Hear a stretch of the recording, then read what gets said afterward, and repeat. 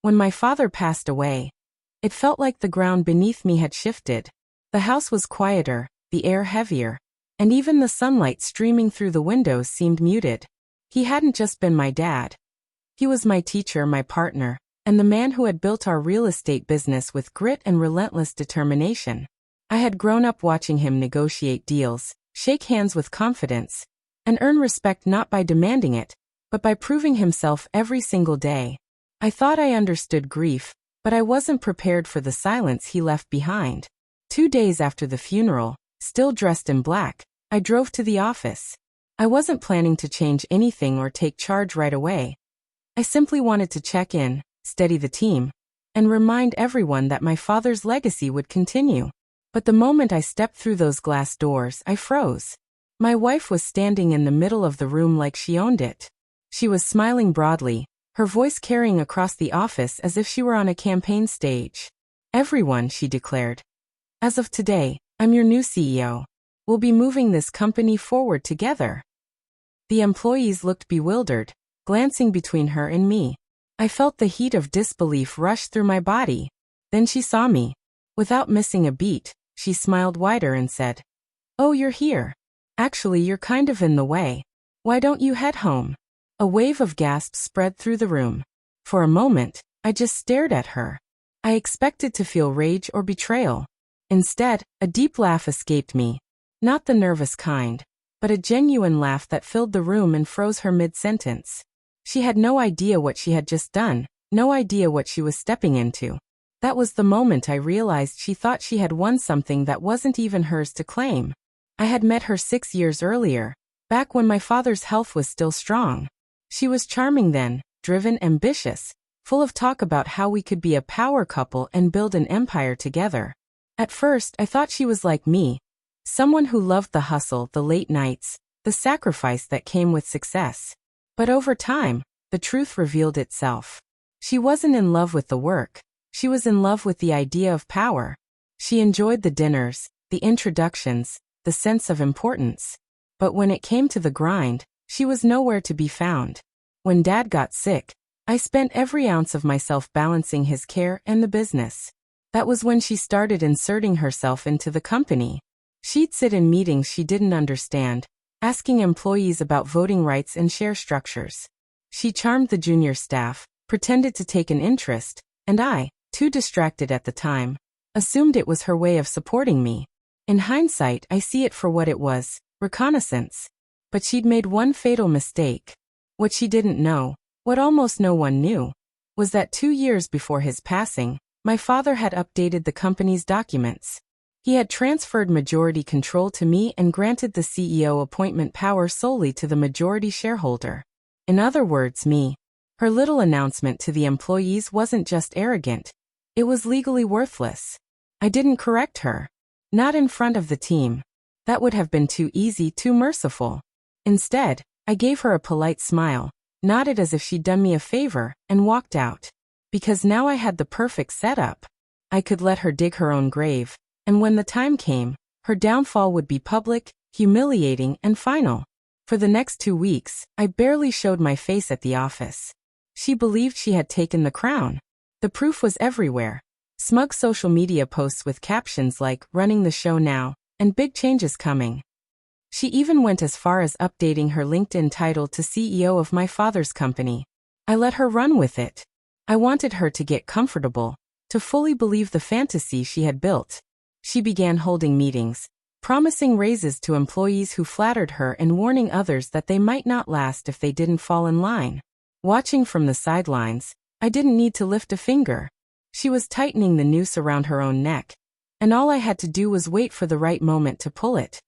When my father died, she moved quickly, like a shadow already waiting in the wings. In just a few weeks, she transformed the office into her personal stage. The company's money meant for salaries, projects, and growth was poured into glossy furniture for her office, chandeliers no one needed, and imported leather chairs. Worse, she inked a deal with a property developer whose reputation was notorious. Buildings collapsing, bribes whispered, lawsuits piling up. No legal team had reviewed it, because she had brushed them aside. Every action she took left a mark, and I had every one of them recorded. My father's longtime assistant, a woman who had served him faithfully for decades, quietly slipped me everything. The emails, the invoices, the contracts. Every reckless decision was captured. Meanwhile, my lawyer sharpened the blade. Proof of misused company money, evidence of governance violations, blatant conflicts of interest. It wasn't just enough to push her out.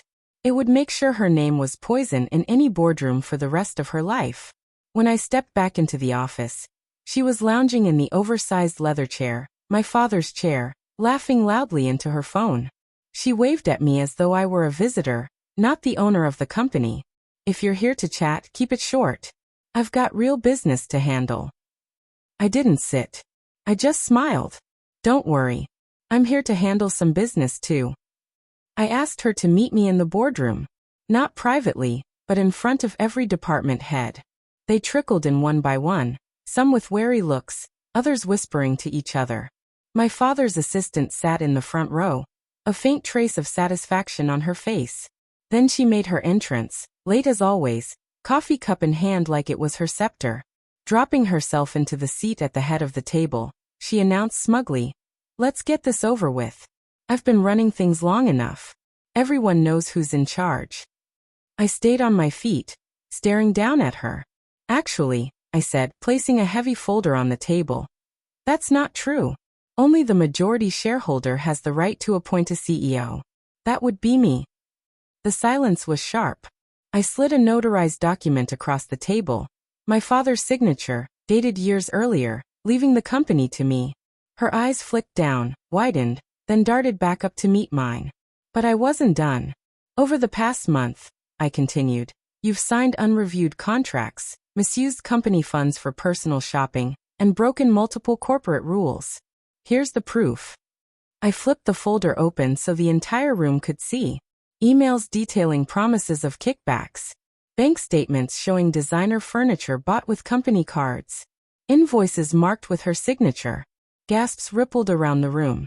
"This is nonsense," she snapped, her voice rising. "You can't just." Effective immediately, I cut in, my tone like ice. "You're finished here. Security will escort you out. And our legal team will contact you about repaying every cent you've stolen." Two uniformed guards stepped inside. Her confidence faltered.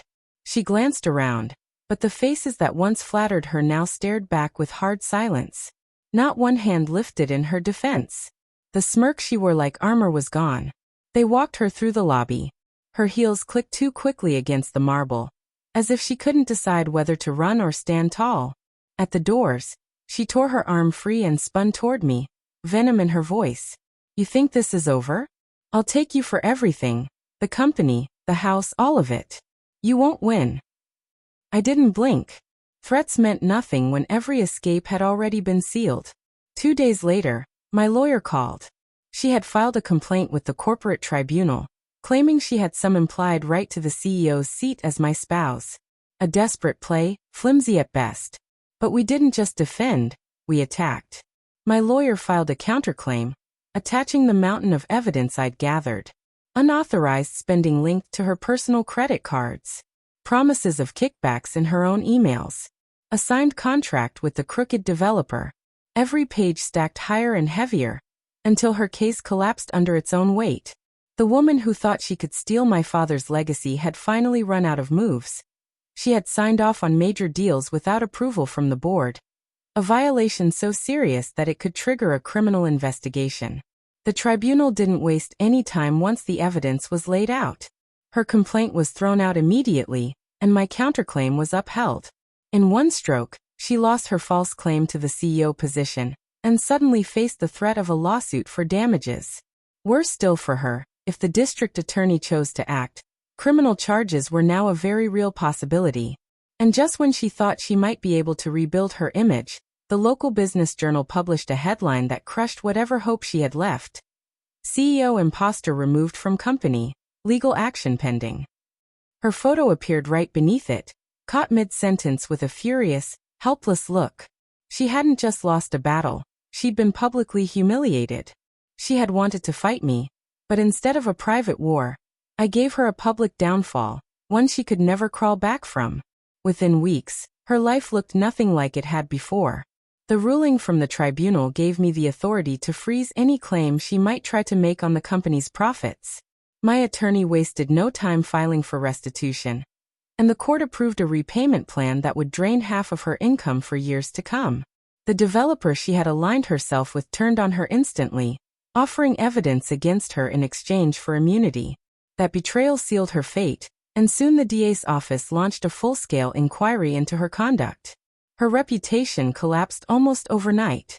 The same friends who had once applauded her posts about being the new CEO now circulated the Business Journal article, with mocking remarks. Even members of her own family stopped defending her. She hadn't just been pushed out of my world. She had become toxic, untouchable, and alone. One afternoon, while I was cleaning out my father's old office, sorting through the last of his personal belongings, a courier delivered an envelope. Inside was a single handwritten note from her. "You've destroyed me. Are you proud of yourself?" I sat back in my father's chair, letting my hand rest on the same armrest he used to grip during long calls. I thought about his lessons, the ones he had drilled into me for years. Never let anyone take from you what you've built. I read her note one more time before sliding it into the shredder. "Proud," I said into the silence. "No, but I am finished." I locked the office door, glanced once at the empty CEO's desk, and remembered the day she had announced to the staff that she was their new leader. "Not anymore," I muttered. "And never again." With that, I walked out, leaving behind her ambitions, her lies, and her name in the dust. A few weeks later, I attended the annual Real Estate Networking Gala, an event my father had never missed. The ballroom was alive with conversation. Seasoned brokers, respected developers, and influential executives from across the city. As I stepped onto the stage to speak, I noticed the ripple of recognition across the crowd. Some nodded, others smirked, clearly remembering the headlines. I kept my speech brief, speaking about my father's legacy, the value of integrity, and the importance of protecting what you've built from those who would take it. Before I closed, I paused and scanned the room. And to anyone who thinks they can walk in and declare themselves a CEO without earning it, remember this. A few chuckles rose from the crowd. I smiled and finished. Titles fade. Reputations last forever. The applause that followed was warm but edged with sharp understanding. Every single person in that ballroom knew exactly who I was referring to. They knew how short her so-called reign had been. Less than a month before it ended in disgrace. Walking off that stage, I realized something. It wasn't just about reclaiming my father's company. I had reclaimed the story. She would never have the chance to rewrite it. So what do you think? Was this justice? Was this revenge earned? Tell us your thoughts in the comments. If you believe this outcome was deserved, give the story a like, share it with someone who needs this reminder of strength, and subscribe to Lauren's story for more tales of betrayal, reckoning, and justice. Because here, every lie eventually meets its truth, and every betrayal casts a long shadow. Stay alert, stay strong, and stay with us.